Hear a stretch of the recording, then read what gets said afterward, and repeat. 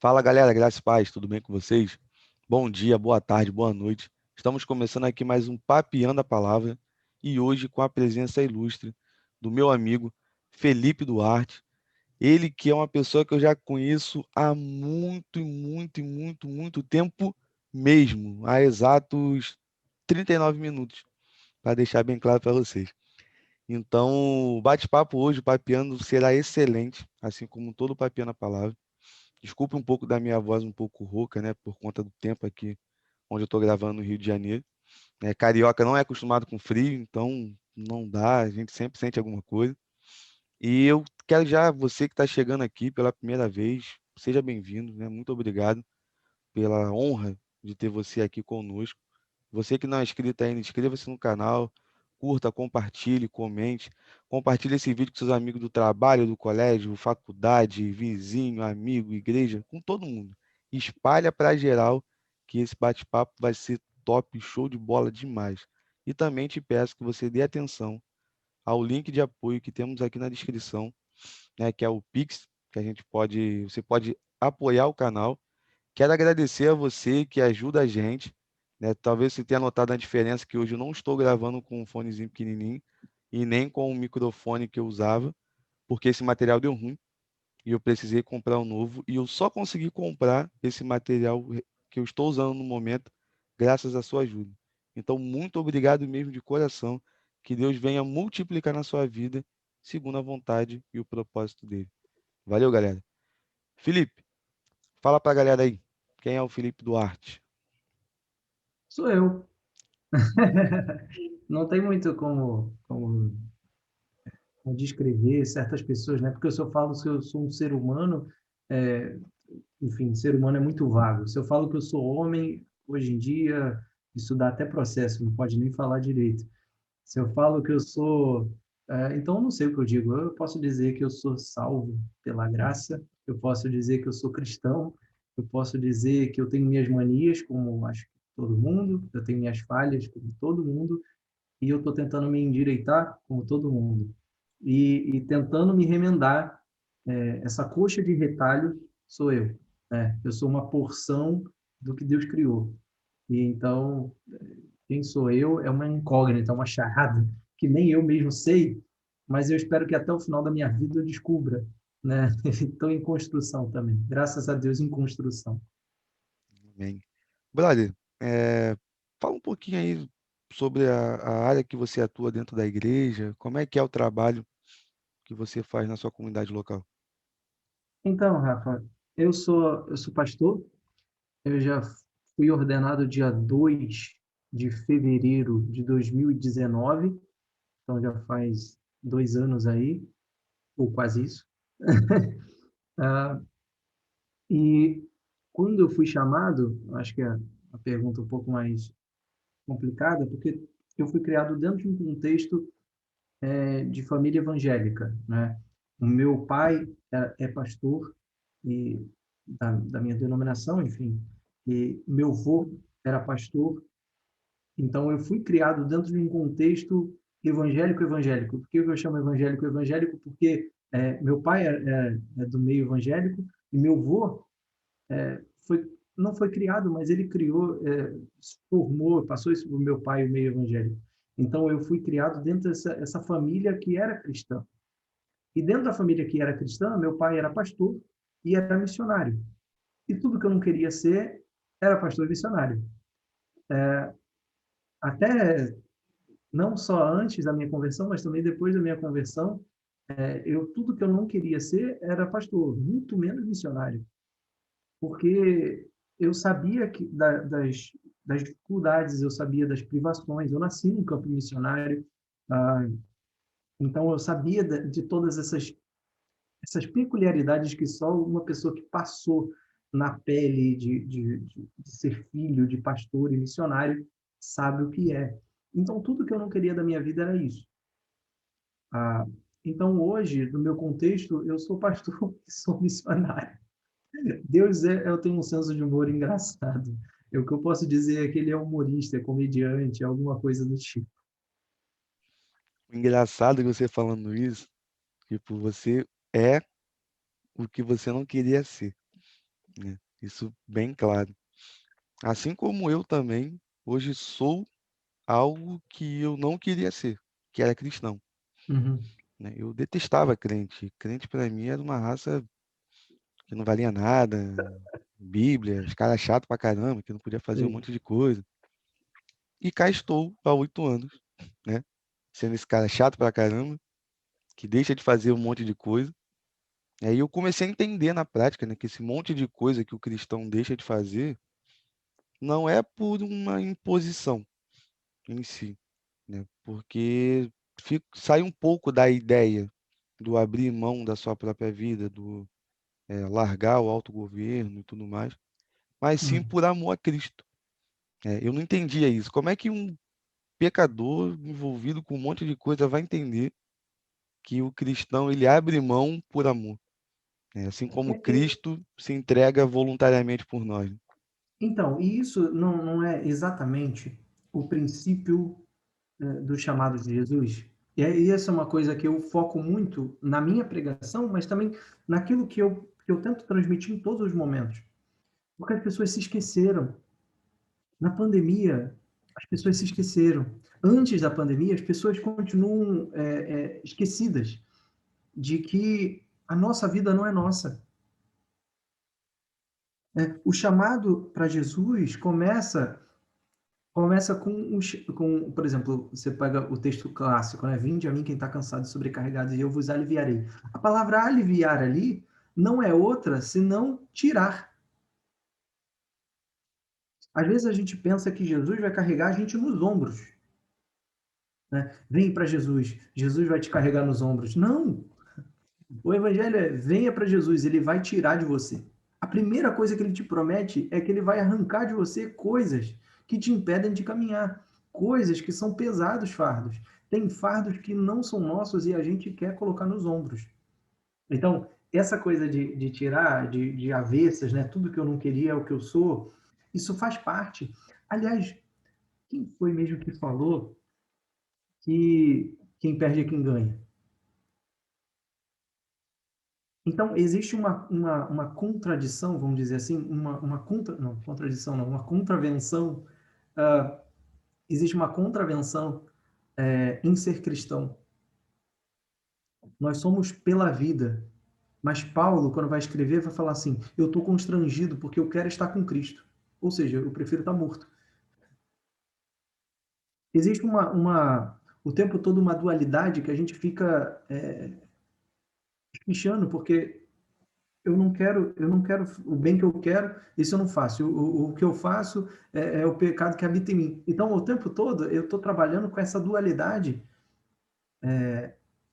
Entende o que eu estou dizendo? Uhum. Então, o chamado a Jesus, ele começa com essa questão de aprender a perder. Vinde a mim quem está cansado, sobrecarregado, eu vos aliviarei, eu vou tirar de você. Eu vou aprender a perder, eu vou te ensinar a perder. Tem gente que não sabe perder. Tem gente que não sabe perder suas É, manias, não sabe perder seus vícios, e eu acho que isso é o processo de conversão.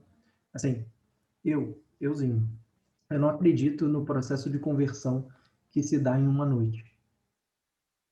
Eu não acredito no processo de conversão que se dá numa noite. Eu não estou dizendo que uma noite não seja reservada para a pessoa dizer, eu aceito, é agora, eu botei a pedra, daqui para o passado é o passado, daqui para o futuro é com Cristo, certo? Eu não estou dizendo que não existe esse tempo, mas eu não acredito nessa conversão que se dá assim. Eu acredito num processo, num Deus de processos, né? Jesus, quando ele está com os 12, ele está o tempo todo ensinando. Quando ele é crucificado, todo mundo foge, com exceção de João. Todo mundo foge. Os negadores com o negacionismo, os traidores com as traições e os covardes com as suas covardias. Cada um entrega o que lhe é propício. Tanto que Jesus, no capítulo 21 de João, ele vai falar assim: Pedro, quando você se converter, conforta os seus irmãos. Então, ou seja, o discipulado de Jesus vem antes da conversão. Eu acredito, então, no discipulado que leva à conversão e não a conversão que leva ao discipulado. As nossas igrejas inverteram esse papel, né? O discipulado ele se dá pós-conversão. Não. O discipulado deveria ser feito com o teu vizinho. O discipulado deveria ser feito com o teu cabeleireiro. O discipulado deveria ser feito com o padeiro, com o cara que você dá bom dia, com o cara que você dá paz do Senhor no trânsito, fala, Jesus te ama. Tudo bem, não é questão de falar Jesus te ama nessa forma bandeirosa, mas a grande questão é se você está discipulando, passando adiante o que você foi ensinado, ensinando Uhum. o caminho, ensinando a perder. Por quê? Porque a perda, ela é essencial. Verdade. E eu vejo assim, dentro disso que a gente está falando, o exemplo do apóstolo Paulo. O apóstolo Paulo foi um cara que estava ali bem firme nos seus objetivos, bem centrado em perseguir os do caminho, né, como está lá em Atos 9, pedindo cartas para poder prender o pessoal, né, carta de extradição e tudo Uhum, mais. E, de repente, ó, calma aí, não é o teu plano não, é o meu, né? Segura, não é a tua vontade, é a minha. E aí nessa hora tem gente que fala, não, e Paulo caiu do cavalo, Paulo não caiu do cavalo, pouco importa da onde ele caiu, né? A gente sabe que ele foi pro chão. uhum. É isso que o texto diz, ali fica bem Tomou claro. na baixa. E a chama atenção ali no episódio da conversão de Paulo, ou Saulo, né, como as pessoas falam ali, não, é Saulo que se transforma em É. Paulo. E, gente, você que está assistindo, nos ouvindo, não é assim que funciona, tá? Procura em Atos direitinho, se me falha a memória, é capítulo 11 ou capítulo 13, que Uhum. vai falar logo no começo, e Paulo, também chamado Saulo. Então, talvez nesse dia, nessa manhã, nessa tarde, nessa noite que você está vendo ou ouvindo o Papiando a Palavra com meu amigo Felipe, você possa estar assim, caramba, então Saulo não se transformou em Paulo. Não, diferente, ó. Pega aí uma dica básica de aula de interpretação de Bíblia. E a gente, Paulo, quando na viu. verdade, é mais uma questão de chamado, né? Porque Paulo significa pequeno, né? É, Paulo. é um Saulo no significa aquele que hebraico, foi. Não, o Saulo é no hebraico, Paulo é no no grego, latim. Latim. latim. É. Então, e isso tem tudo a ver com a questão da figura que Paulo foi chamada, né? Porque ele foi chamado para os Uhum, gentios. Os sim. gentios entendam os romanos, né? Uhum, Principalmente os romanos, ou do mundo helênico.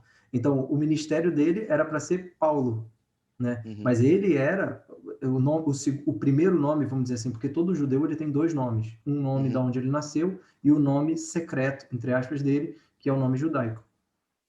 Então, o nome secreto dele era Saulo, que significa aquele que foi, que é o mesmo nome de Saul. Saulo e Saul é o uhum, mesmo nome. É Shaul, aquele que foi pedido, aquele que foi requerido, aquele que foi aclamado, aquele que foi uhum. conclamado. Então, é um nome de uma figura do primeiro rei de Israel. É um nome pomposo, vamos dizer assim, É, não era né? qualquer nome. E não era qualquer nome. E Deus não chama ele para aquilo. Ele fala assim: o teu ministério é para ser Paulo, pequeno. Pequeno. E outra coisa que é um nome que não é no modo hebraico, é no modo gentio, no Uhum. mundo gentílico. Essa é muito legal. Mas desculpa te interromper, Não, foi e mal. É só. assim, e dentro disso também, quando a gente vai pegar, né, quando a gente está falando sobre a questão de pensar numa coisa, querer algo, né, nossa vontade e a vontade de Deus ser completamente diferente. Depois você falou sobre a questão do discipulado, né, que o discipulado e tudo mais. Cara, e tem gente que acha que Paulo, quando se converte, tudo aquilo ali acontece do dia para a noite, né? Paulo vai para Damasco, Uhum. Ananias vai lá, ora, né, tira as escamas do olho de Paulo, de Saulo. E logo depois ele tá pregando pra caramba, aí vai a primeira viagem missionária, né? Dia um, dia 2, dia 3. Como se fosse tudo ali do nada. Tipo, segunda-feira aconteceu isso, terça vai para Damasco, quarta já tá fazendo missão. É o Então, Guanabara, né? Terça-feira, maravilha. Quarta-feira, é, pão quente. Quinta-feira, do açougue. mais ou menos isso. Só que Paulo fica ali aproximadamente 13, 14 anos estudando no mesmo lugar para depois sair. E eu vejo, Felipe, uns caras aí, não vou falar nome porque alguns problemas que eu já tive e eu não quero problema de novo. Uhum. Mas tem uns caras que se converte ontem e uma semana depois já é um pregador maravilhoso, um artista no mundo gospel, né? Vamos chamar assim, Uhum. que tem um Uhum. destaque e tem a melhor interpretação das escrituras e tem o melhor louvor e é um Uhum. louvor impactante. Eu não tenho nada contra a situação do worship. Eu escuto alguns, né? E até para a galera que tá ouvindo aí, ó, não é para ficar me zoando quem me conhece mais de perto, não, que tem uns amigos que ficam, pô, worship não é coisa de crente. Aí eu fico quietinho ouvindo, né? Eu boto no meu carro, então no fone de ouvido e não falo nada para ninguém. Mas já falei, agora já era. E que eu vejo assim que, cara, é maneiro, é legal, pode dar visibilidade, pode dar uma certa fama. Tem gente que é movido por isso, infelizmente. Só que eu, Uhum. Rafael, eu não ligo muito para essa questão do que dá certo, no sentido pragmático mesmo da situação, né? Que tem pessoas que têm aquela ideia, já que está dando certo, é o bom. Mas nem tudo que está dando certo é o correto, porque o Verdade. erro pode ir com a maioria, né? Infelizmente, isso é uma realidade. Aquele ditado, não sei, eu ouvi ouvindo isso, cresci ouvindo isso, melhor dizendo, a voz do povo é a voz de Deus. Nem sempre. Uhum. Nem sempre. A voz do povo nem sempre é a voz de Deus. Às vezes é a Sim, voz de um a só. gente deve se lembrar, e a gente deve se lembrar que quem bebe veneno, mesmo enganado, morre também. Então, Exatamente. não tem, não tem. A pessoa, mas ele era tão, como é que é? Ele era tão sincero, sinceramente a pessoa morreu, né? Ele bebeu leite, ele pensou, não sabia, morreu. É, Lamento. foi do mesmo jeito, então não É, muda foi nada. triste. Exato. Então, quando eu vejo essa questão do discipulado, né, que você falou, o discipulado ele precisa, de certa forma, vir antes da, da conversão. Você está pregando ali para o teu vizinho, né, o exemplo que você colocou, o cabeleireiro, o padeiro e tudo É mais. porque, assim, deixa eu só fazer uma vírgula e botar entre vírgulas aí. É porque quando eu falo de discipulado, a gente entende hoje uma visão bem rasa do que é discipulado. A gente entende, quando entende o que é discipulado, raramente se fala disso, mas quando entende na igreja o que é discipulado, a gente pensa que é decorar a Bíblia. A gente pensa que é saber que existe Mateus, Marcos, Lucas, João. Ah, entender que existe um Pentateuco, profetas maiores, profetas menores, livros históricos, poéticos. Não, isso não é discipulado. Isso é aula de Bíblia. Eu não estou falando que isso é ruim, mas eu estou falando que isso não é discipulado. É igual as pessoas chamarem, uma vez eu vi isso, eu estava fazendo estágio numa igreja, abençoada igreja, bem intencionada. Só que, por exemplo, eles pegavam cartazes e iam para escreveram assim no cartaz, buzine, porque Jesus te ama, alguma coisa assim. Jesus te ama, alguma coisa, e paravam nos sinais. E é isso. Aí, não, porque o nosso evangelismo. Aí eu falei, gente, desculpa, isso é um movimento, alguma coisa assim, sei lá, mas isso não é evangelismo. Você passou longe. Evangelismo é quando você fala sobre pecado. Evangelismo é quando você fala sobre quem você é, quem você não é, quem Jesus é para você, o que ele fez na tua vida, e por que que você quer o que, por que o inferno ele é o que é, e que você estava indo numa direção e agora você se converteu. Evangelismo é isso. E isso não dá para aprender no semáforo. Não dá. Ah, mas tem alguém que se converteu assim e tal. Então, é que Deus faz uns milagres mesmo, mas isso não é evangelismo. É, Isso não é evangelismo. eu não acredito nem na questão da conversão em si, né? Que eu acho que até o termo, né, a palavra conversão é mal interpretado em algumas situações.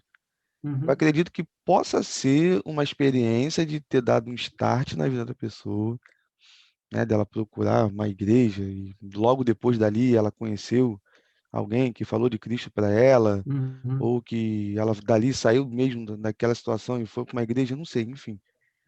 Mas falar que ali houve uma conversão, justamente o que você falou, que a conversão ela é um processo. Ela não é algo que acontece de repente. uhum, Por exemplo, eu, na minha vida, no dia que ficou marcado como a minha conversão, eu vi alguns elementos de transformação na minha vida que foi nítido para todo mundo que uhum, tinha contato comigo mais próximo.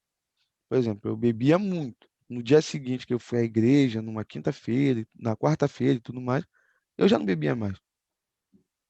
Já estou esse tempo todo, há 8 anos, sem botar uma gota de álcool na boca. Eu era alcoólatra da minha adolescência, então Uhum, era um negócio bem complicado, bem puxado. Agora, em termos mais detalhados, ali começou o processo da minha conversão, porque não era só o álcool que era um problema. uhum. Pecado é o maior problema de tudo. Sim. Outros Porque se vícios que fosse, tinha porque se também. fosse apenas o álcool, se fosse apenas o álcool, isso resolvia uma parte, mas não resolvia o processo da tua vida. Aliás, como não resolve o processo de ninguém, porque a gente pode se confundir, e talvez seja por isso que existam muitas conversões, que na verdade, na verdade são apenas dissimulações, são simulacros, são coisas que as pessoas simulam para fingir que na verdade pertencem a alguma coisa que não pertencem. Né? Ah, fulano era tão crente e se desviou. Desviou? Eu não estou dizendo que crente não devia, não estou dizendo que isso não acontece, mas muitos desses casos são pessoas que nunca foram. Né? E isso daí é falta de ler Bíblia às vezes, mas é uma leitura simples até.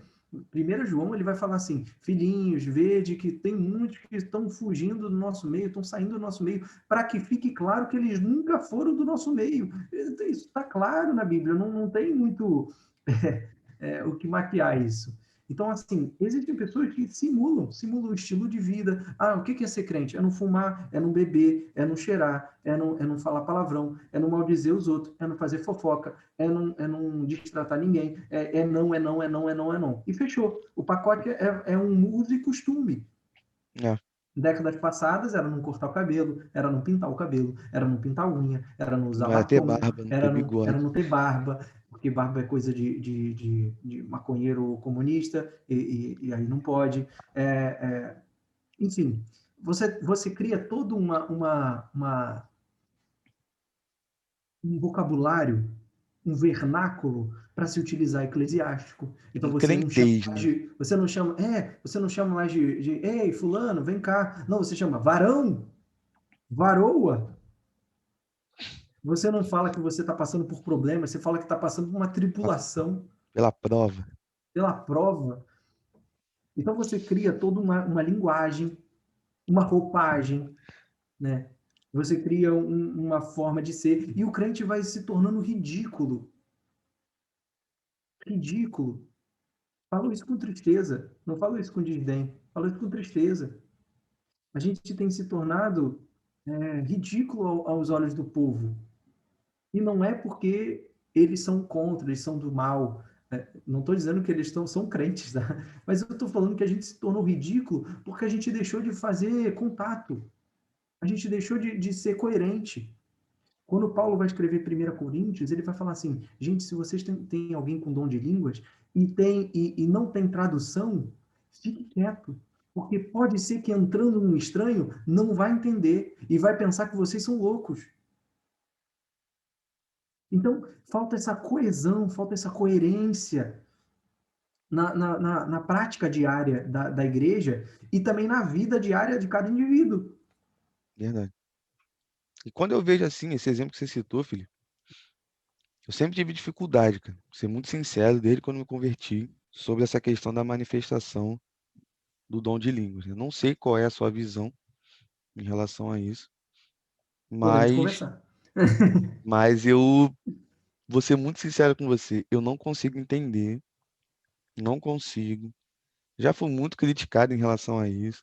Hum, Provavelmente eu vou ser bastante criticado novamente, porque agora a minha opinião em relação a uhum, isso vai ficar pública, né?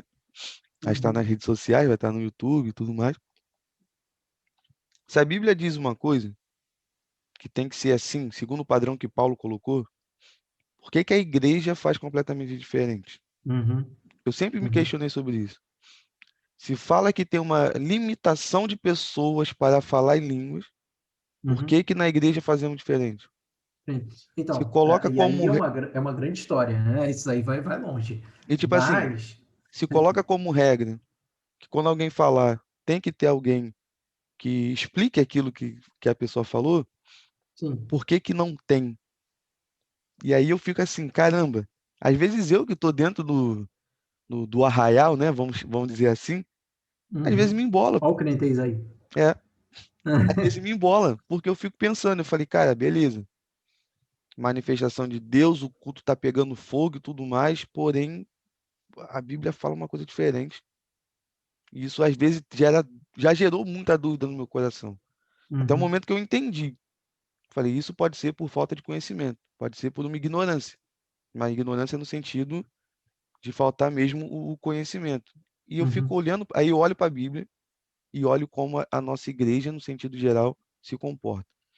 Eu olho para a Uhum. palavra e vejo as práticas da igreja de uma forma geral. Eu fico, É. cara, me coloco no bolo Eu e posso precisamos só fazer mudar. umas ponderações? Que é Sim. assim, o que eu vejo, tá? O que eu vejo é que todas essas manifestações, elas geralmente acontecem em igrejas neopentecostais, pentecostais ou tradicionais avivadas ou ultra avivadas. Vou colocar assim. Por que que eu digo isso? Porque esse é um movimento reacionário, de reação com relação às igrejas antigamente chamadas históricas, até hoje são chamadas históricas, mas muitas das históricas se tornaram tão pequenas que elas quase não são conhecidas. As igrejas batistas, batistas tradicionais, que eu estou dizendo, claro, batistas congregacionais, metodistas, se bem que os metodistas já são o salto à frente, já são já o rompimento disso, quase entre as históricas e as avivadas, mesmo porque tem as metodistas wesleyanas e as metodistas tradicionais, enfim, aí tem toda uma questão. Tem as presbiterianas, né? Então, tem todas essas igrejas, elas são de cunho histórico, mas elas, fundamentadas nisso, elas começaram a ser muito tradicionalistas, não só tradicionais, mas tradicionalistas. Forma de fazer isso e tal, não sei o que, é desse jeito. E a reação do movimento pentecostal, que foi surgindo no início do século XX, foi exatamente de trazer de volta a questão dos dons, que eu acho que naquele contexto foi muito pertinente, muito relevante. O problema é que hoje se tornou um discurso vazio, repetido. Né? Capítulo 30 de Isaías vai falar sobre o povo de Israel. E ele vai falar assim: coisas que o povo maquinalmente aprendeu. E não se tem mais sentido, mas maquinalmente aprendeu. Virou machine learning, virou aprendizagem de máquina. Né? Por que, que eu faço assim? Porque fulano fazia assim. Né? Igual a gente estava conversando antes de estar gravando, como é que é ser o homem de Deus? Tem que ser desse jeito aqui. E a gente ingessa. E aí é que é a tragédia da coisa, porque o movimento pentecostal reacionário, tradicional, eu vou chamar de, é meio um contrassenso, mas eu vou chamar ele de movimento pentecostal tradicional, vamos dizer, o primeiro, a primeira leva, ela surgiu justamente para desengessar a igreja. E hoje existe um engessamento daquilo que ela é. Me perguntaram uma vez o que, que eu acho da igreja ABC, eu não preciso mencionar, mas é uma igreja assim que usa uma prancha de surf. E aí me perguntaram o que, que eu achava. E eu falei assim, que na verdade é a mesma coisa que usar terno e gravata. E a pessoa falou assim, como assim? Eu acho isso absurdo. Como assim? Eles são descolados, eles são... Todo mundo usa bermuda. Eu falei, legal. E se eu chegar de terno e gravata, eles vão me aceitar? Não, vão te olhar estranho. Eu falei, igual. É a mesma coisa. Verdade. Apenas mudou pouco. Uhum. Porque, na verdade, é tudo uma questão de estética. E aí é a tragédia, porque novos movimentos surgem e eles se tornam o que eles juraram destruir, vamos dizer assim. Cara, isso é muito doido, falar sobre essa questão dos costumes. Eu sou o tipo da pessoa que quer ver me matar é falar que eu tenho que colocar um terno e gravata.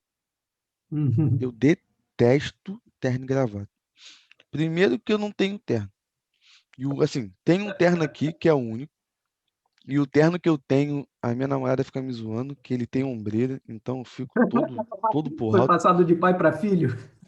Não, pior que eu comprei, cara, esse terno. Que besteira que eu fiz. Mas ganhei de Deu presente, na outra verdade. volta, aquele que fica assim. Aí fica aqui assim, todo pra cima, andando igual um robô. Eu não gosto disso. E tem algumas situações, por exemplo, do culto de domingo de manhã. Às vezes eu vou, padrão Bleia, né? E aqui, quem tá ouvindo que é da Assembleia de Deus, todo Uhum. amor e carinho à Assembleia de Deus, foi a igreja que eu nasci para Cristo. Então, tem alguns costumes, né? Tem alguns amigos que falam, a gente sai da Bleia, mas a Bleia não sai da gente. Isso aí vai É. levando a vida inteira. E eu gosto muito de botar uma camisa normal, uma calça jeans e um chinelo. E sobe no monte. Tem que subir no monte de chinelo. É, já não gosto, Bermudão. já não curto muito de ir no monte, não, porque as experiências que eu já tive de Tô monte só brincando. É porque eu foram falei assim, que eu negativas. subia. Quando eu morava em Nilópolis, eu subia aquele morro ali que fica entre a Via Light ali. E aí o pessoal olhava torto, porque eu ia com alguns jovens lá da igreja e a gente subia de bermuda. Meu Deus, a gente era fuzilado com os olhos. Era muito triste isso. Aí, quando eu entro na igreja de chinelo, mesmo não sendo uma igreja pentecostal, Uhum. tem pessoas que, por um hábito, por um costume, já olham diferente, né? E aqui não sou eu, é um amigo meu. Hum. Uma vez chamaram no canto e começaram a orar pelo irmão, por esse meu amigo, né? Hum. É muito engraçado de falar esse assunto, cara. Porque, desculpa a expressão, chega a ser ridículo. Hum. As pessoas orando para que o Espírito Santo convencesse o coração do irmão para ele não ir mais de chinelo para a igreja e sim de tênis. Uhum. Porque o chinelo não é algo muito apresentável para Deus. Uhum. Aí eu lembro que essa pessoa chegou e questionou o seguinte: então eu vou vir descalço, porque na Bíblia não está escrito para usar sandália e nem usar tênis, mas está falando para quando entrar na presença do Senhor, tire a sandália dos seus pés. Eu falei: caramba, esse cara é um gênio, cara. Esse cara é um monstro. E as Você não pessoas acha que é uma ficaram meio falta? assim, meio E isso daí é um outro problema. Assim, eu tô levantando várias bolas aqui depois, eu acho que tu vai ter que fazer outro episódio só para remendar tudo aquilo que a gente tá falando aqui. nada, Mas você pode, relaxa, velho. cara. Tem O tempo para problema é falar. seu. O problema é seu. Eu fico pensando naquele texto em que Deus chama Moisés, né, no Êxodo, capítulo 3. Ele vai chamar Moisés para tirar a sandália do pé. Tem o episódio da sarça e tal. Tem todo aquele arcabouço, acho que todo mundo tá careca de conhecer, em que ele tira a sandália do pé. E o texto, logo antes de falar isso, ele está falando que Moisés estava apacentando o rebanho de Jetro, seu sogro, sacerdote de Midian, que a gente nem sabe o que é, se é uma divindade daquele local, pouco importa agora. E ele estava apacentando, por 40 anos ele ficou ali apacentando o rebanho naquele lugar. 40 anos.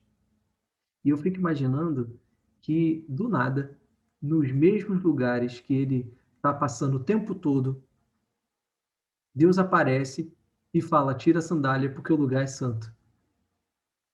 Tira a sandália porque o lugar que você está é santo. E eu fico me perguntando: como santo? Que lugar é santo é esse? Porque 40 anos eu passei aqui com meus bodes, 40 anos passei aqui com minhas ovelhas, aqui elas comem, aqui elas bebem, aqui elas cagam, desculpa o termo, mas é exatamente isso. Aqui elas fazem o que elas têm que fazer. Como santo? Você já pensou que naquela imagem que a gente cria na nossa cabeça, está a sarça aqui e tem um cocôzinho aqui do lado? Como que Terra Santa? E tem duas respostas para mim que isso para mim é satisfatório e que eu acho que a igreja perdeu isso. A igreja se transformou num templo, um templo fechado, num templo de quatro paredes e de tijolo. A igreja se transformou em porta. A igreja se transformou em janela. Isso já faz tempo, não é de agora não, não é da nossa geração. Isso já está, ó. A igreja se transformou não, porque isso daqui é o templo de Deus. Não, não é não. Não é não. Ou a gente para de encarar o templo como um lugar fechado, de quatro paredes, e passa a encarar ele com a minha vivência diária, porque é exatamente isso.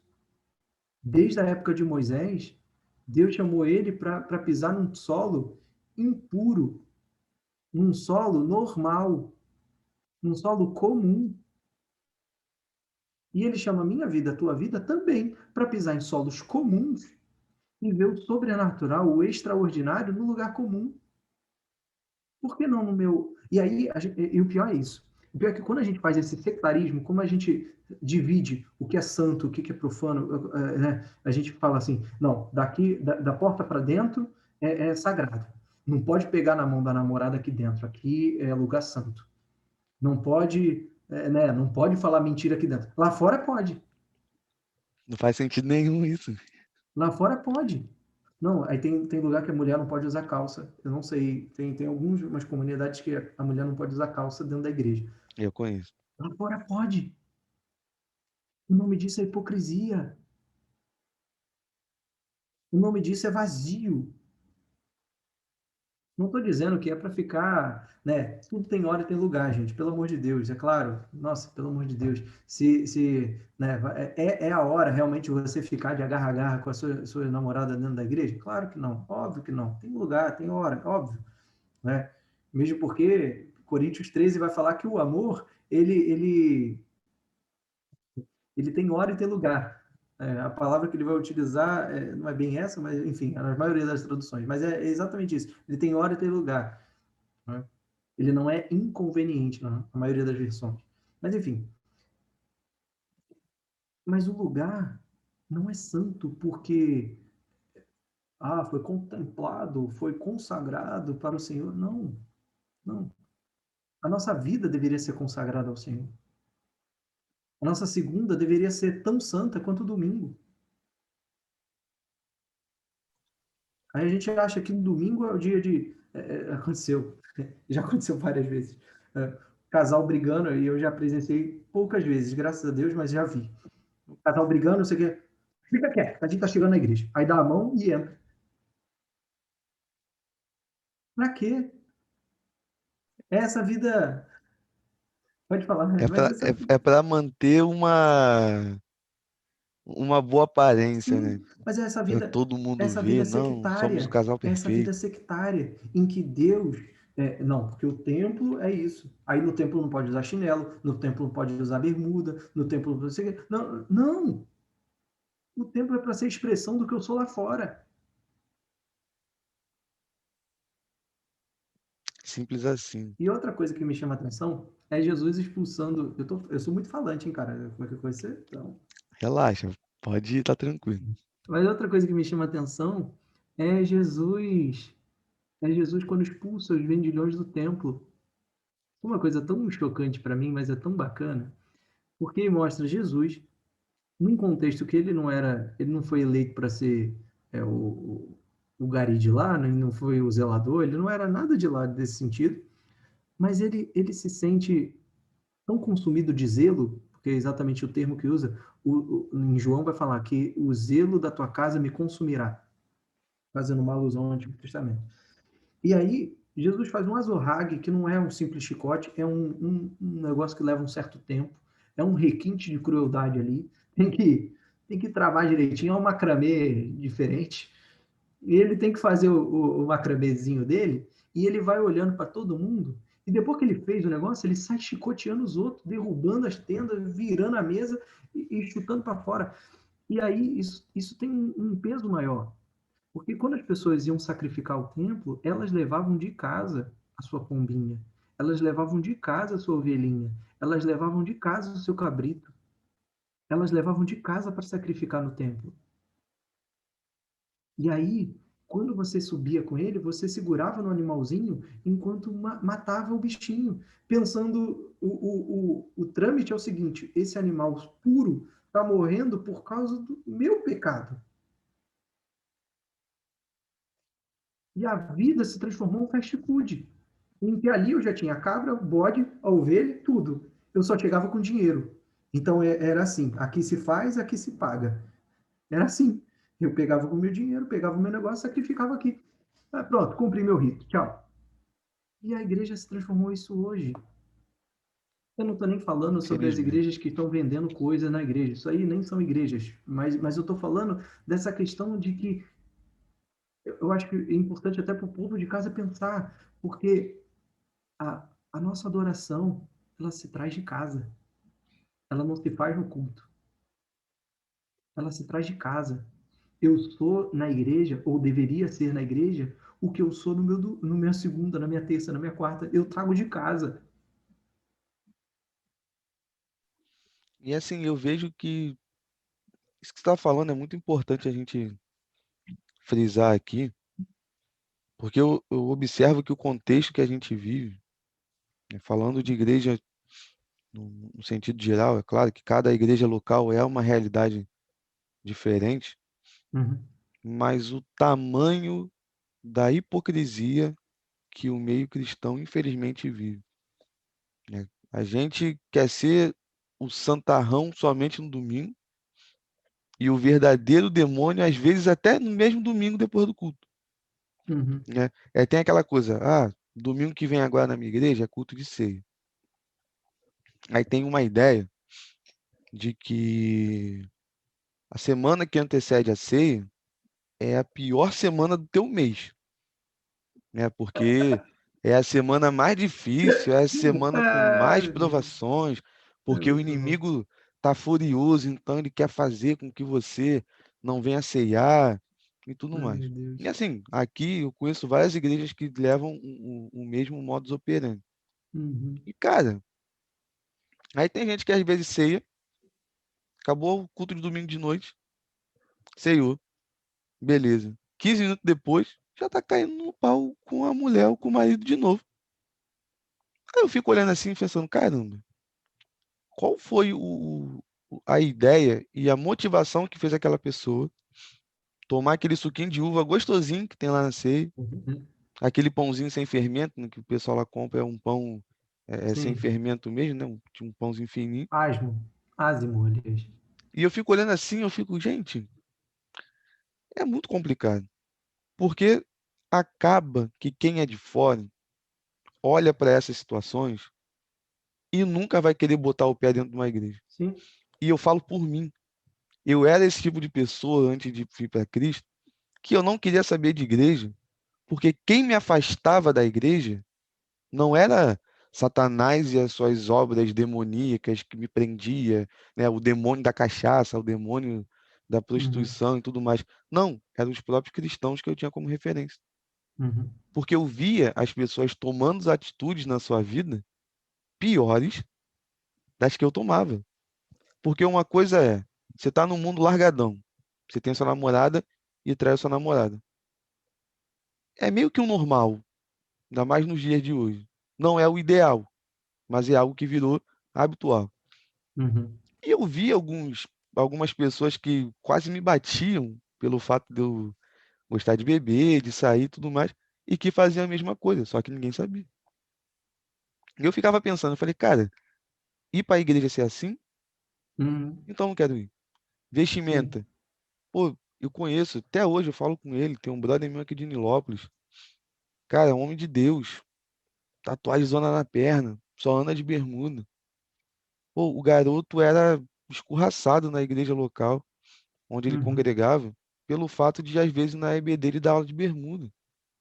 E um cara cheio de Deus na sua vida, que a gente via Jesus Cristo na vida daquele cara no decorrer da semana, na uhum. rua, indo jogar bola no Bloco do 100, que é uma quadra que tem aqui perto da minha Eu casa. conheço. Eu sou nascido e criado ali no Cabral, né? Para quem não sabe onde é que é, o Cabral está no município de Nilópolis, no estado do Rio de Janeiro, aqui no No Brasil. grande município de Nilópolis de 3x3. É, é enorme. Então, assim, eu via, né, esse exemplo na minha vida e eu me recordo que depois que eu me converti, eu passei por uma experiência aonde foi um start na minha mente sobre a questão da sinceridade do evangelho. Eu conheci um pastor que, assim, o primeiro contato que eu tive com o cara foi muito complicado. Ele estava andando de skate, um dreadlock até a cintura, todo tatuado, todo, tatuagem no pescoço, tatuagem no rosto, o braço, perna, tudo fechado, e sem camisa. Sei. E eu fiquei olhando assim, tava junto com alguns amigos, tá, pô, vamos evangelizar. Aí eu olhei assim e falei, pô, vou conversar com aquele cara ali. Acho que aquele cara tá precisando. Olha o preconceito já na mente. É isso aí. Cheguei e falei, pô, meu amigo, posso conversar contigo? Aí ele sentou, viu, com a Bíblia na mão. Aí eu conversando com ele, tá? E ele, pô, amém. Pô, glória a Deus, Deus tá falando comigo e tal. Eu falei, você quer confessar o Cristo como muito suficiente Salvador? Porque se você não fizer isso, daqui a 5 minutos você pode morrer e ir pro inferno. Essa era a forma de que eu aprendi a evangelizar logo quando Bem, eu. bem, bem botando a faca na garganta. Tipo, se converta ou morra, bem nessa ideia. Foi assim que eu aprendi, logo no começo, infelizmente. É normal. E quando eu acabei de falar, ele falou: Posso te falar um negócio? Eu falei: O quê? Aí ele veio, pegou a Bíblia na minha mão, abriu um texto e começou a falar do texto, explicando, né? Ó, vinde a mim, todos vós que estão cansados e sobrecarregados. E ele veio, ponto por ponto. Eu fiquei assim, quando ele acabou de me explicar, eu só lembro, porque isso já tem bastante tempo, Uhum, que eu levantei a mão e falei: Poxa, eu posso aceitar Jesus de novo? Porque eu fui te evangelizar e você está perdido no mundo e acho que quem precisa de conversão sou eu. Ele falou: Todos nós, cara, eu sou pastor. E eu fiquei assim, mas desse jeito? Ele falou: Sim, desse jeito. Você não perguntou a minha história, você não perguntou de onde eu vim, você não perguntou quem eu era. Você já veio falando: Ali está um pecador que precisa de Jesus. Aí ele: E tuas tatuagens no braço? Depois, será que tu não vai passar pela mesma coisa? E eu, e aquilo me desarmou e me trouxe uma ideia do quanto que o interior é mais importante do que o exterior. Porque Cristo não veio para salvar roupa, veio para salvar a gente. Não veio para verdade. transformar a roupa no sentido, uma roupa boa é uma roupa ruim para uma roupa boa, mas para Uhum, transformar o caráter, para transformar as pessoas. É claro que o exterior vai refletir o que nós temos no nosso interior. Isso é fato. Mas agora, quando a gente leva para a igreja e fica nesse disse-me-disse, tem igreja que infelizmente tem aquela coisa, não, mulher não pode vir de calça jeans, só vem de saia. Homem tem que ser isso daqui.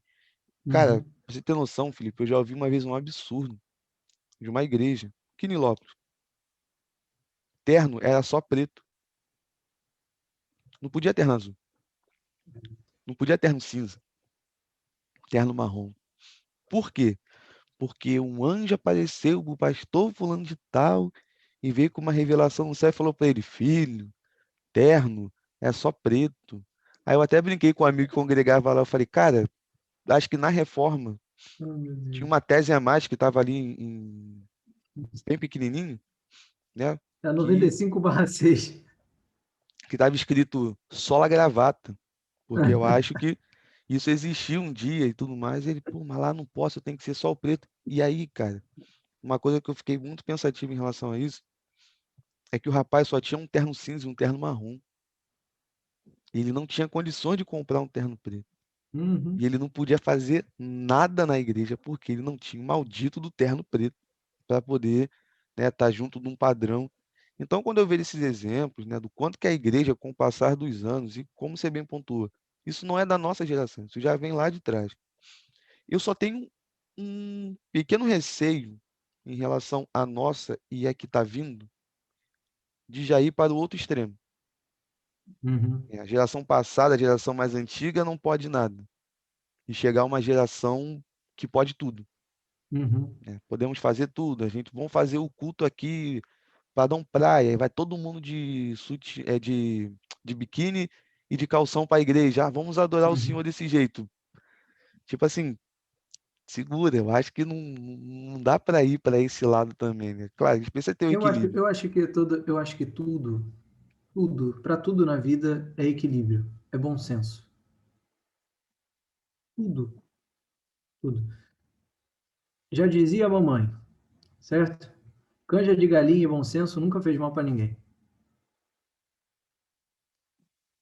Eu acho que é um perigo a gente, ah, por causa do problema que pode ter, cercear a liberdade hoje,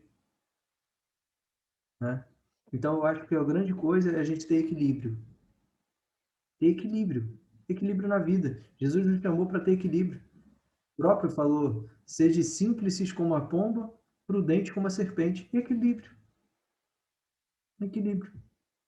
Não ser bobo, mas ao mesmo tempo não ser bicho malicioso. Prudente, simples. Prudente, mas simples. Eu acho que é lamentável. Eu acho que é lamentável e acho que é a completa derrota da igreja. Paulo dizia isso, capítulo 6 de 1 Coríntios. Hoje eu estou citando bastante 1 Coríntios, mas é isso. 1 Coríntios, capítulo 6, ele vai falar assim: só de existir demanda entre vós já é a completa derrota. Não é que vamos ser derrotados porque estamos sendo desunidos. Não, a gente já está derrotado. Aquele papo de que somos mais que vencedores, isso daí funciona para outras pessoas. A igreja brasileira ela tem sido derrotada todo dia. Todo dia. Todo dia, quando ideologias A, B, C e D sobrepõem a comunhão, somos derrotados. Santa Ceia representa. Eu tenho batido isso tanto lá na igreja em que eu pastorei, em que Santa Ceia é muito mais do que as pessoas dizem e muito menos do que elas pensam. Muito mais do que elas dizem, muito menos do que elas pensam. Porque Santa Ceia é comunhão. Eucaristei. No grego, eucaristei. Eucaristei é partir do pão, é partilhar, é graça. O momento de graça, em que 1 Coríntios também vai falar sobre na noite que foi traído, ele tendo dado graças, partiu o pão. Disse, esse é meu corpo que é dado por vós. Da mesma forma como ele partiu um pão e dá por nós, isso nos lembra que o corpo dele foi partido em favor da minha vida, da tua vida. Então, nós fazemos parte de um mesmo corpo. Então, o que é o pão? É o pão? Ah, então o corpo de Cristo se transforma no pão. O pão é sagrado, não pode. Aí tem gente que terminou a ceia, pega o pão, tem que enterrar o pão, porque não pode utilizar, não pode entregar para ninguém, porque é o pão sagrado da ceia. Só uma observação em relação ao que você está falando. Eu lembrei Pode agora. falar. Antes da pandemia, agora na pandemia tem uns copinhos, né? Sei, Tudo sei. bonitinho, que tem um pãozinho em cima e tudo mais. O pão que sobrava antes da pandemia da ceia, cara, a gente não deixava sobrar, não. Passa Juventude manteiga caía e dentro come. comigo Tem problema nenhum, não. que o pão é Tem gostosinho, né? problema, Mas não. fala Tem aí, problema, prossiga. não. E eu acho lamentável. Eu acho lamentável, porque cada vez mais parece que o momento da ceia é um momento de chorar, é um momento de lembrar do sacrifício de Jesus, aí tá até bom, mas é muito pequeno como um contexto, porque para aí. Na verdade, o momento da ceia, primeiramente, primariamente, é comunhão. Olha, o mesmo pão que serve você é o pão que serviu a mim, é o corpo de Cristo. Nós somos o corpo de Cristo, porque juntos nós formamos um corpo. Assim como esse pão foi partido e dado para cada um de nós, o corpo de Cristo foi partido, deu um pouquinho para você, deu um pouquinho para mim, de forma que todos nós o temos. Você não é mais importante que eu não sou mais importante que você, nós somos irmãos. E o sangue, que é representado pelo cálice, que nada mais é do que uma representação da alegria. Vinho para o povo de Israel significava alegria. Para nós deveria ser alegria. Os nossos cultos de Santa Ceia são fúnebres, são tristes. Não estou dizendo que não tem, que a tristeza não faça parte, acho que ela faz parte, mas não há celebrar, não há alegria, e é principalmente a alegria na comunhão. Eu acho que isso é o que mais me dói na Santa Ceia.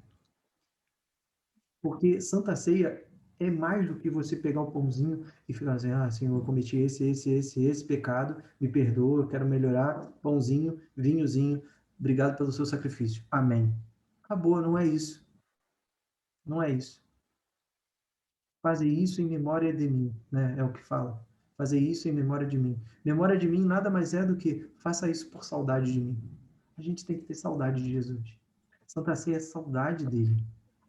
Santa Ceia é, poxa, eu queria tanto estar do lado do meu mestre, que eu vou fazer parte do CEAR, eu vou abraçar o meu irmão e eu vou falar, eu vejo Jesus em você, vamos cear juntos, porque Jesus se faz presente.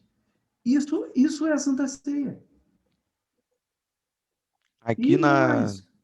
na comunidade que eu faço parte, né, na igreja local, nós temos um hábito, hoje não mais, né, por conta do distanciamento social e tudo mais, a gente tem o hábito de falar para o outro, né, eu tenho comunhão contigo.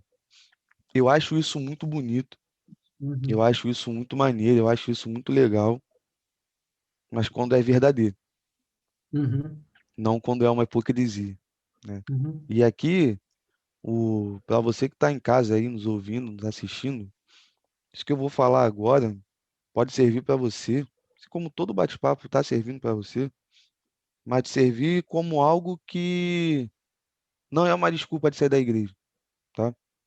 Porque eu já passei por uma situação, Felipe, de eu chegar e trocar o cálice para a pessoa, quando não dava para trocar, e olhar nos olhos dela e falar, eu tenho comunhão contigo. E ela com o braço por cima do meu ombro, fazer, eu tenho comunhão contigo, quem estava atrás, mas contigo não, olhando para mim. uhum, Então, assim, eu fiquei, caramba, complicado. Então, meu irmão, minha irmã que está nos assistindo, nos ouvindo, se dentro da comunidade que você está, se já passou por algum problema na igreja e, por conta disso eu quero sair, isso não é uma desculpa. Isso não é uma desculpa. Eu comecei a tratar, Felipe, na minha vida da seguinte forma: eu sou responsável por 50% de um todo. uhum, A minha parte eu faço. A minha parte eu preciso fazer. Os outros 50 não é comigo. Os outros uhum. 50 é com o outro. Quem é o juiz e quem é a única pessoa que consegue ver verdadeiramente isso? É o Cristo, Bruno. Isso é tão sério que você está falando, Rafa, que isso, na minha concepção, isso leva à exclusão. Tá? Por que que eu digo que leva à exclusão? Porque a palavra fala, e é uma premissa, inclusive da minha igreja, que eu faço parte, em que você, se o teu irmão tem falta contigo ou você tem falta com ele, né, quem vê a falta no outro, vai até o outro para perguntar, aí, o que que eu tenho, o que que eu fiz, o que que aconteceu? Se não der certo, se leva mais duas testemunhas. E se não der certo, se leva para a igreja. E se mesmo assim a pessoa não se arrepender, é passiva de exclusão. Então, é uma coisa muito séria. É muito séria. Crente que não quer comunhão com os outros, eu não sei o que está fazendo na igreja. A gente se tornou, Rafael, tão adaptável ao mundo que agora eu não vejo tanta diferença entre o mundo e a igreja. Isso é um risco. Isso é um risco. Eu não estou dizendo que a gente deve ser totalmente alheio, né? Amish, tipo aqueles caras dos Estados Unidos que ignora tudo, vai viver no deserto. Não, não estou falando isso. Mas a gente se tornou tão parecido com o mundo que a gente não sabe mais quem a gente é. E lembrando das palavras do próprio Cristo, no capítulo 5, verso 13 de Mateus, se o sal não salgar, para que serve? Senão para ser pisado pelos homens. A igreja brasileira tem sido pisada pelos homens, porque não serve. E o risco Isso de é ser triste. como Laodiceia é muito grande. Isso é triste. Não, nós já somos. Já somos. Tipo, e água morna naquele contexto não servia para nada. É água para vomitar. Então É. a gente como igreja precisa parar e refletir, né? Qual é o nosso papel em relação a tudo isso que está acontecendo? Nosso papel para ajudar a acertar e o nosso papel para melhorar. Porque eu vejo, Felipe, que quando a gente passa a ser honesto com nós mesmos, com o próximo, acho que as coisas começam a melhorar, né? Porque acho muito lindo o texto lá de Paulo, 1 Coríntios 13, quando ele vai falar sobre a questão da ceia, E ele vai. Versículo, capítulo 13, né? Que ele vai falar sobre isso. De qual? De Coríntios? É 13 ou 11? 11. É 11. 11 a partir do 10 e 11. 23. É isso mesmo. 10 e 11. Que logo no começo do versículo 11, ele vai falar, ao meu entendimento, do que era o comer e beber indignamente, né? Que é a falta de união, é a falta de comunhão. E assim, quando eu vejo na prática sobre isso, e o ato do tenho comunhão contigo, ele tem que ir além da igreja.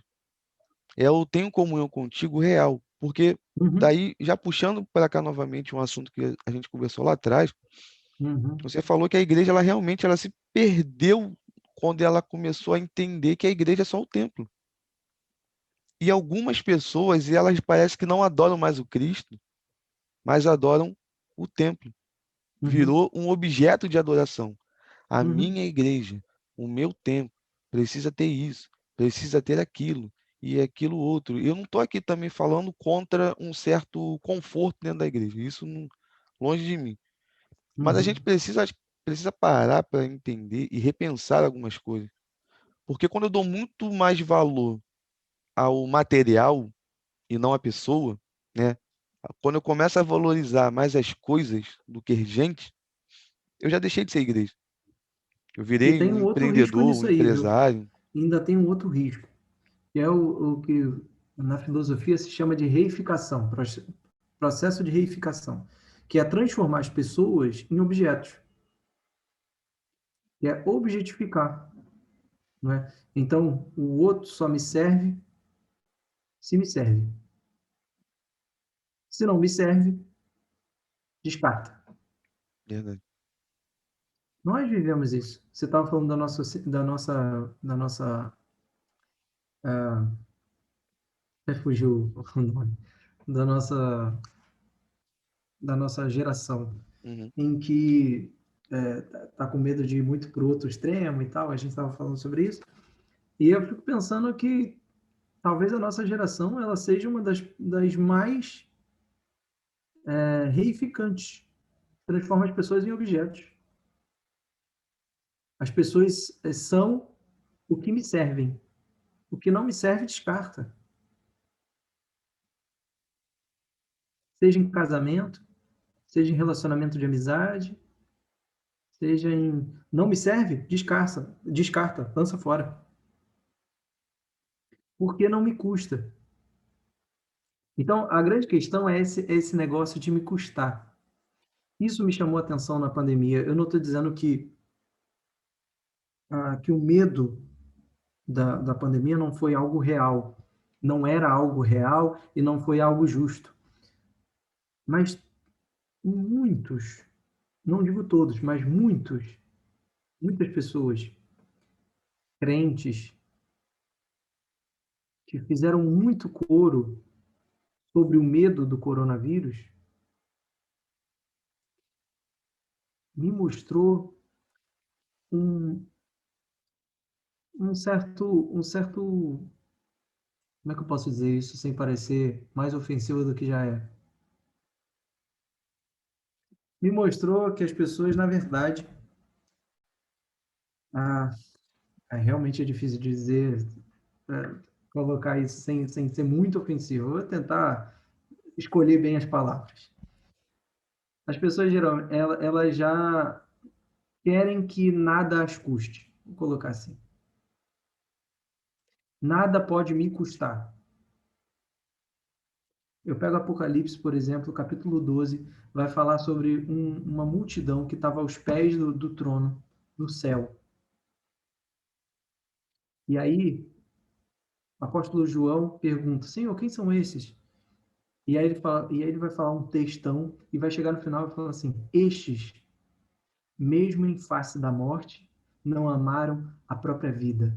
A nossa sociedade ama demais a si mesma, gosta demais de si, é cheio de uma prazeres,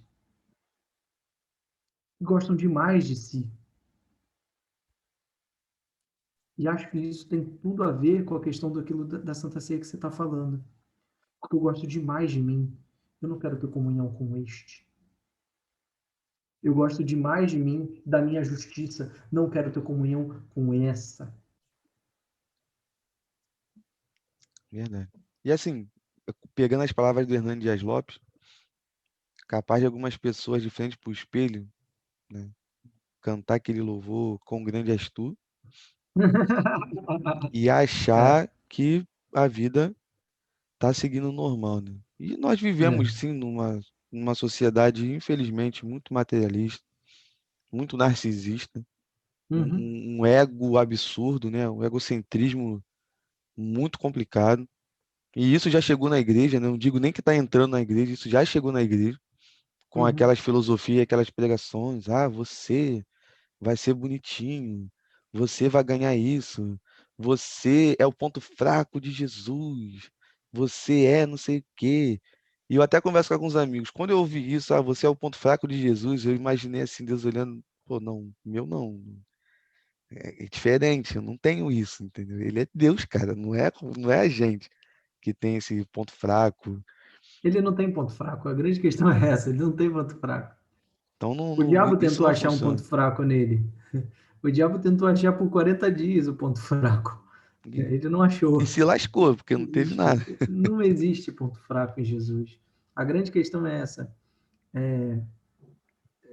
Eu espero até que o pregador em questão não quis dizer o que ele disse. Espero que tenha sido isso. Ou se disse, espero que ele tenha sido arrependido. Mas quem sou eu? Não estou aqui para dizer o que se ele disse isso É, a gente não por causa sabe de. a Eu intenção do não, coração. não sei. Eu prefiro pensar que não. Mas eu fico pensando que a nossa sociedade ela se ama demais. E aí eu me questiono se as nossas igrejas elas estão cheias o suficiente. Entenda a minha pergunta. Se elas estão cheias o suficiente, porque a gente já abriu tanto espaço para que ser aceito, que eu fico me perguntando até quando a gente vai ter que ficar abrindo mão daquilo que nós somos e daquilo que nós cremos e nos adaptarmos para que a gente, assim como um camaleão, se transforme em algo que a gente não é. Pareça ser algo que a gente não é. Não dá. Eu não posso ser parecido com um estelionatário. Não posso. Eu não posso ser parecido com um bandido. Eu não posso.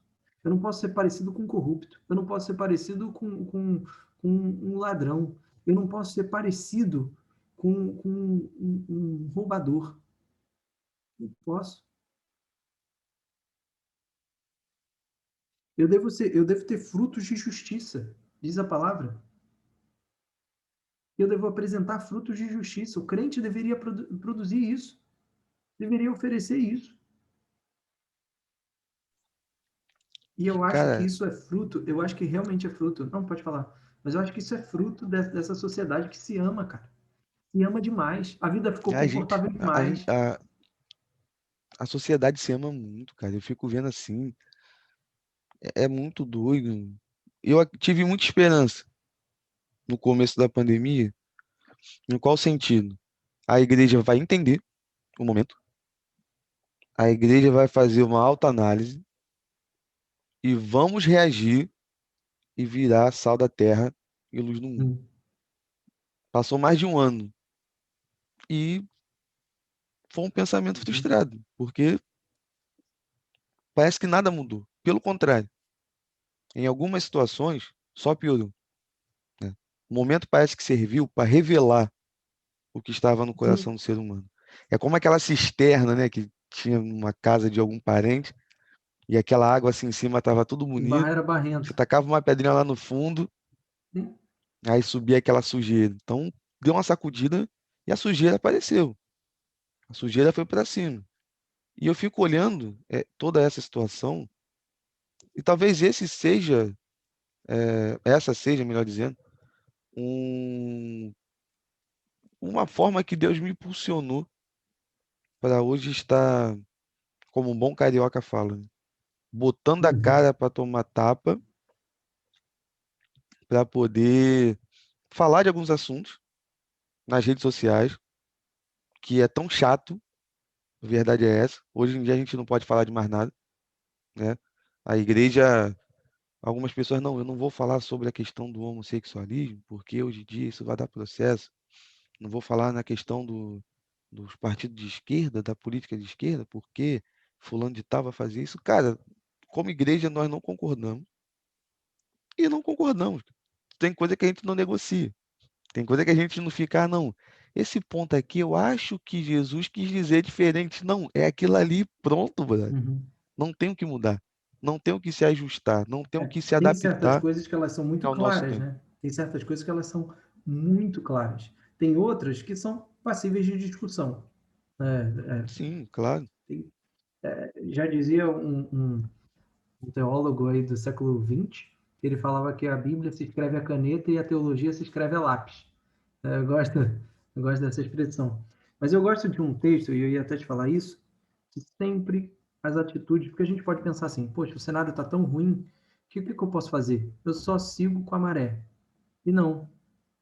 Porque, por exemplo, eu pego um texto maravilhoso desses de Malaquias, capítulo 3, que fala assim, ó, eu até abri aqui a Bíblia, fala assim, então verei, 3:18, então vereis outra vez a diferença entre o justo e o perverso, entre o que serve a Deus e o que não serve.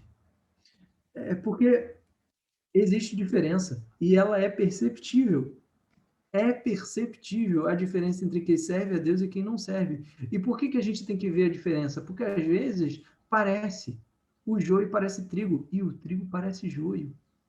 Tanta gente que a gente fala que é perdido e na verdade é trigo escondido no meio do joio. E tanto joio que a gente pensa, e tanto trigo que a gente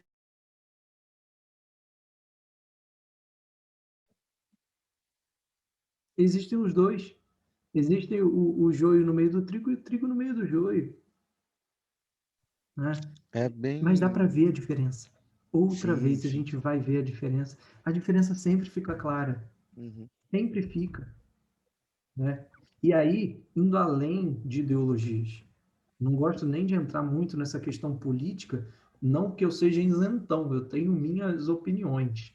uhum. Só que as minhas opiniões, minhas posições políticas sempre devem ficar abaixo daquilo que a Bíblia fala.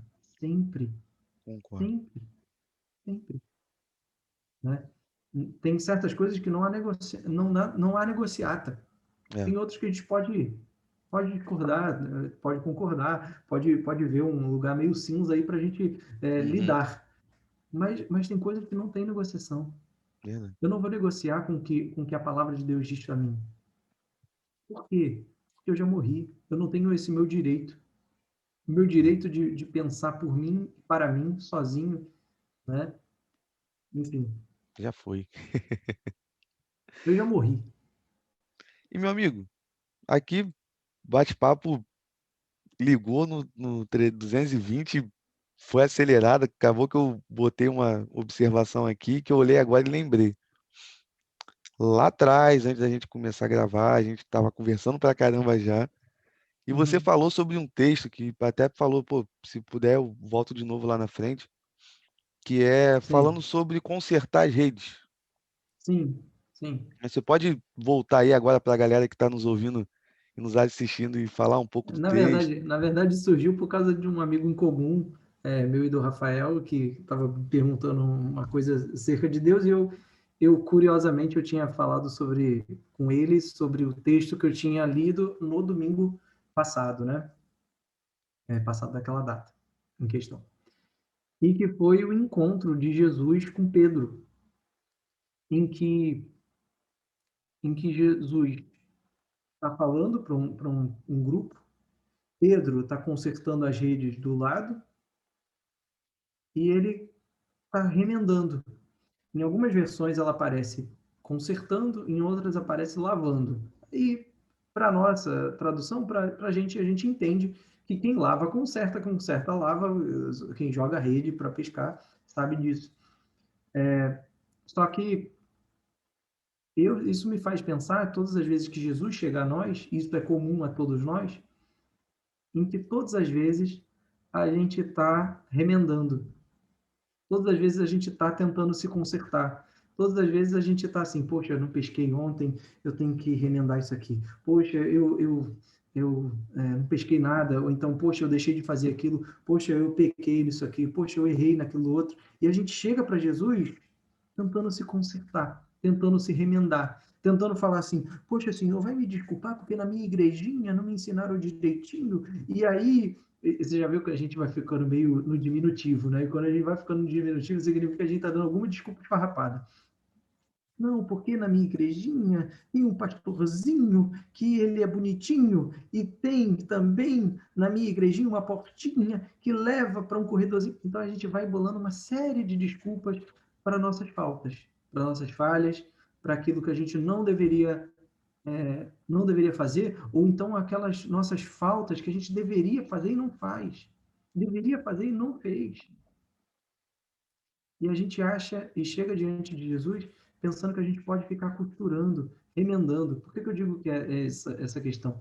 Porque essa palavra remendar ali, consertar, é a mesma palavra utilizada por Paulo em uma série de diversas vezes para falar da disciplina cristã. A disciplina cristã não é chicotada no lombo dos outros. A disciplina cristã é consertar a rede. A disciplina cristã errei. Ai, deixa eu tentar me consertar de novo. Ai, deixa Jesus te consertar de novo. Porque é exatamente isso. A disciplina cristã é Jesus falando assim: eu vou te consertar, meu filho, você errou mesmo. Eu vou dar uma limpada em você, eu vou tirar o negocinho que falta. Disciplina cristã é isso. E a gente chega para isso, mas Jesus nem liga, porque ele não está nem aí para Pedro que está consertando o negócio. Primeiro ele se afasta com ele no barco. E ele do barco de Pedro, que estava consertando, agora está com a rede lá dentro do barco e está ouvindo também, Jesus utiliza de púlpito. Muitas vezes Jesus quer utilizar a tua vida, a minha vida, através daquilo que a gente está tentando remendar. E Jesus está querendo utilizar isso de púlpito para chegar a outros. Está querendo utilizar a vida do Rafael, a minha vida, a vida de você que está ouvindo, de púlpito. Ah, mas eu não sei o que falar. Oh, Pedro também não. Tanto não sabia que no final da história, você sabe bem, Jesus vai falar: eu venha até mim, me segue, eu vou fazer de você um pescador de homens. Você não é. Em outras palavras, você não é. Mas ele utilizou da vida de Pedro de púlpito, um homem semi-analfabeto. A gente não sabe o tanto de letrado, é tão semi-analfabeto que existem duas cartas. Uma não foi escrita, quer dizer, foi escrita, foi ditada por ele e escrita por Silvano ou Silas, tanto faz a versão, e a outra que foi ele, a segunda Pedro, foi escrita pelo próprio Pedro, e que tem vários erros, e quem lê no grego aí vai saber que existem graves erros de nós fumo e por aí vai. Então é um cara semi-letrado. Ah, e a grande coisa é que Deus utiliza das fraquezas para falar, joga de novo a rede. Mas eu acabei de consertar, Senhor, eu acabei de remendar, joga de novo, tenta de novo. Faz de novo. Mas eu errei ontem. Eu falei que eu nunca ia errar. Eu errei de novo. Joga de novo. Né? Isso vai seguir tanto na vida de Pedro, que vai acontecer mais para frente, ele vai falar, por ti daria a minha própria vida. Antes que todos te abandonem, eu jamais te abandonarei. E Jesus fala assim, antes que o galo, antes que o galo Relaxa. cante, 3 vezes você vai negar. Pedro fica naquela agonia. Capítulo 21 de João, que a gente já citou aqui. Ele vai encontrar de novo Pedro. E Pedro agoniado, tão agoniado que ele pula no lago para encontrar com Jesus pelado. E chega lá desnudo para ver Jesus ressurreto. Tentar pedir perdão, talvez. E ele encontra com Jesus e Jesus não joga nada na cara dele. Jesus fala assim: apacenta as minhas ovelhas. O que ele tem para mim e para você é um recomeço. Ah, mas eu errei de novo. Apacenta as minhas ovelhas. Faz aquilo que Deus te mandou fazer e que Deus vai utilizar a tua vida de púlpito, vai utilizar a tua vida de palanque para que Ele fale. A palavra é Ele. A palavra não importa eu, que curiosamente eu sempre fui tímido. O Rafael estava comentando como que às vezes é difícil com certas pessoas que são muito tímidas e tal. Eu Verdade. fui muito tímido. Eu sempre fui tímido. E Deus foi mudando isso em mim, porque é para a honra e glória dele. A palavra é Ele. E cabe a nós que estamos tentando consertar, entender, Aquilo que Pedro fala no final, fala assim: afasta de mim. Eu sei quem eu sou. Eu sou pecador. Afasta de mim. Eu sei de onde o Senhor veio. Eu sei da glória que o Senhor veio. O seu lugar não é comigo. Eu sei quem eu sou. Eu sou pecador. Eu sei quem eu sou. Eu não sou o ponto fraco de Deus. Por favor, se retire de mim. Eu preciso que o Senhor se afaste. Porque não é lícito que o santo se misture comigo, com essa gentalha. Aí Jesus poderia dizer, ih, babai, gentalha, gentalha. Não, não.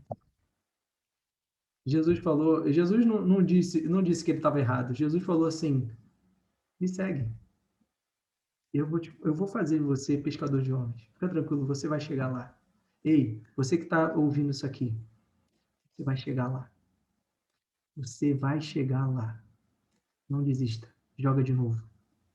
Tenta de novo. Tenta de novo. Ele está contigo. Amém. Cara, ó, eu, Rafael, confesso o Senhor como meu único, suficiente Para Salvador. com isso. Eu vou ver.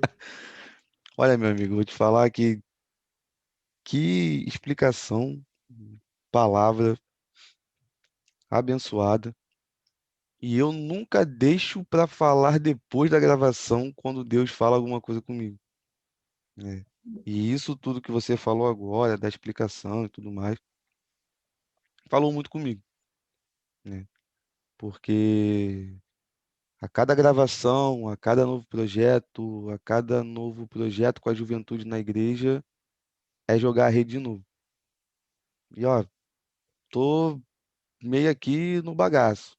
Tá furado aqui, tá um pouco sujo, limpa e joga de novo. Eu entendi com o tempo que desistir não é uma opção. Para você que está em Não, não casa é. também, cara, desistir não é uma opção. Vá, continue, né? Peça a Deus, e como bem o Felipe falou, errou, pede perdão, tenta de novo, continua. Porque a gente fica muito naquela coisa de, ah, não, eu errei, agora eu não vou mais. Ah, eu errei, agora eu vou parar. Nada tá dando certo, ó céu, ó vida, que não sei o quê. Só de reclamar. O ser humano não vive só de reclamação. Quem vive só de reclamação não sai de uma cama e não coloca projeto nenhum para frente. Então, eu, há meses atrás, se eu não tivesse colocado a cara a tapa e começado esse projeto, o Papiando a Palavra não iria existir. Não seria outra pessoa que iria fazer. É como disse uma vez um amigo que até participou aqui também no Papiando a Palavra, o Márcio Bertolini. Fica aqui o meu grande abraço, italianão, palmeirense sofredor, né? Ninguém é perfeito, falo com ele. E ele falou: se não fosse você começar isso, ninguém ia começar. Porque o podcast Papiando a Palavra é um projeto de Deus para você. É uma coisa sua. O projeto específico que aparece na internet é o projeto de Deus para a vida da pessoa. E nesse meio digital que a gente vive, cara, projetos que vão começando, quando são bem intencionados, Deus vai abençoar. O grande problema é que a galera vai muito naquela ânsia do like, né? Se teve 1.000 likes é porque foi bem aceito. Cara, se uma pessoa curtiu ou uma pessoa comentou e aquela mensagem foi um instrumento para mudar a vida daquela pessoa, missão cumprida. Não precisa de Uhum. mais nada. Já foi. Então, tá sujo, pede para Jesus que ele limpa e joga a rede de novo. Meu amigo, o horário aqui está um pouquinho avançado, eu vou precisar resolver algumas questões Relaxa. pessoais agora. Já deixo o convite aberto aqui para um 2.0, né? Já aceito, já de antemão. Para mim é mais um papinha na palavra onde a gente começa conversando como conhecidos e encerro como amigos. Então, estou muito Amém. feliz. Bate-papo foi muito bom, né? Eu aprendi muito. Acredito que o pessoal que está em casa também tem aprendido bastante coisas. E deixa suas considerações finais aí para a galera. Eu acho que eu nem preciso falar muito mais, não. Gente, eu tô em Joinville, atualmente eu moro em Joinville, a igreja aqui, campo missionário, na verdade, bem pequenininho aqui em Joinville, começando quase do zero, e, e eu peço a oração de vocês, eu não sei se vocês têm o costume de fazer as anotações e orar, e tem o seu tempo de orar, eu espero que sim, Mas que se você tiver, não esqueçam de orar pelo campo de Joinville, não esqueçam de orar pela minha vida. Não tem sido um tempo fácil, acho que para ninguém tem sido um tempo fácil, mas é um tempo que se a gente desiste, a gente não chega até onde a gente deveria chegar. Pense nisso, pense nisso, como se fosse uma ponte. Desistir é quem está no meio da ponte e vai continuar tendo que voltar metade da ponte para trás, metade da ponte para frente. O que importa? De qualquer forma, a gente tem que encarar nossos medos para voltar ou para prosseguir. Espero que você prossiga. E não se esqueça de orar. Não se esqueça de orar por mim e por esse ministério. De verdade, de coração, aliás, é isso o meu maior tesouro. Foi para isso que eu deixei tudo e o segui. Também fiz isso igual Pedro, e quem sabe Deus queira fazer isso com a tua vida. Deus te abençoe. Amém. Meu amigo, muito obrigado mais uma vez. Você que ficou Rafael, fica na conosco paz. aqui até o final, muito obrigado, né? E não deixando aqueles recadinhos no final para vocês, de todo o papel na palavra. Você é livre para discordar de tudo aquilo que a gente falou. Mas eu só peço para vocês que respeitem tudo que foi conversado e coloca aqui nos comentários um feedback. Ah, você falou demais, você gaguejou, você bebeu muita água, tudo mais, não importa. Mas deixa aqui que a gente vai se ajustando, né? Aqui o Papiando na Palavra é um projeto que eu busco a cada gravação melhorar em um ponto ou outro, porque isso é para o reino, não é para o Rafael, é para todos nós. E não se esqueça, vamos continuar pregando o evangelho. Tamo junto, vamos com tudo, galera.